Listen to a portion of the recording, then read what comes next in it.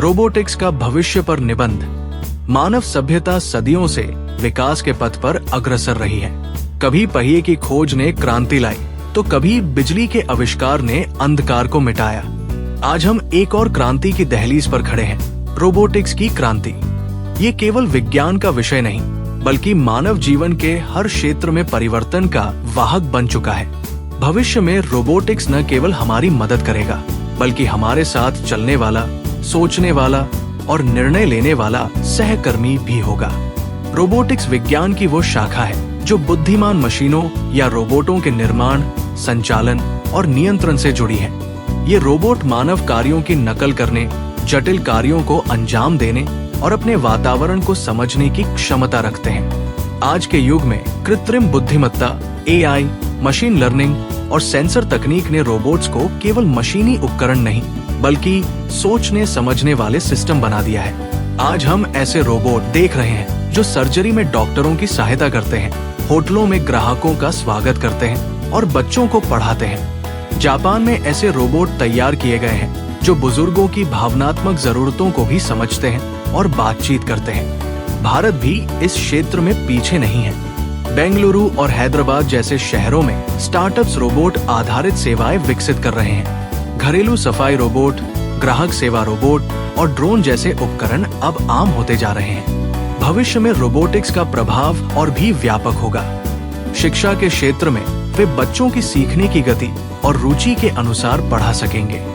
चिकित्सा में अत्यधिक सटीकता के साथ ऑपरेशन करेंगे और 24 घंटे सेवा देने वाले रोबोट नर्स उपलब्ध होंगे। घरों में वे सफाई, खाना बनाना और सुरक्षा जैसे कार्य करेंगे, तो युद्ध के मैदान में मानव सैनिकों की जगह रोबोट सेना होगी, जिससे जानमाल की हानि कम होगी। अंतरिक्ष और समुद्र की गहराइयों में जहां इंसान का पहुंचना कठिन है, वहां रोबोट खोज और निगरानी कर सकेंगे।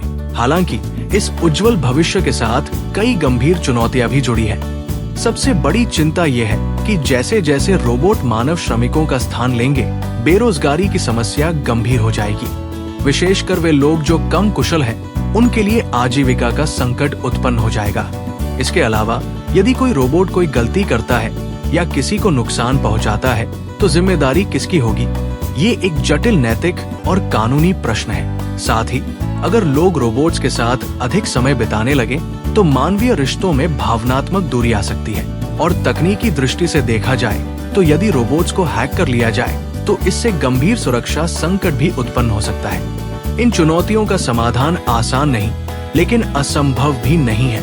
जरूरत इस बात की है कि हम रोबोटिक्स को केवल तकनीकी चमत्कार न माने, बल्कि उसके सामाजिक, नैतिक और आर्थिक प्रभावों को भी गंभीरता से समझें। शिक्षा प्रणाली को इस प्रकार बदला जाए कि युवा पीढ़ी नई तकनीकों के साथ आत्मविश्वास से जीना सीखे।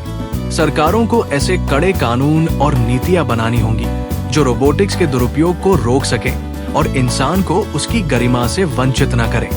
अंततः ये समझना होगा कि रोबोट हमारे सहायक हो सकते हैं, हमारे विकल्प नहीं। वे हमारे काम को आसान बना सकते हैं, लेकिन हमारे मूल्य, संवेदना और विवेक का स्थान कभी नहीं ले सकते।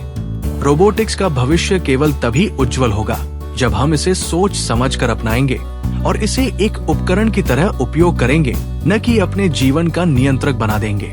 इसलिए ये समय है जब हम विज्ञान को मानवता की सेवा में लगाएं और रोबोटिक्स को एक ऐसे साथी के रूप में विकसित करें जो मानव सभ्यता को एक नए सुनहरे युग की ओर ले जा सके। एक ऐसा युग जहां तकनीक और संवेदना दोनों साथ साथ चलें। Like, comment, and subscribe.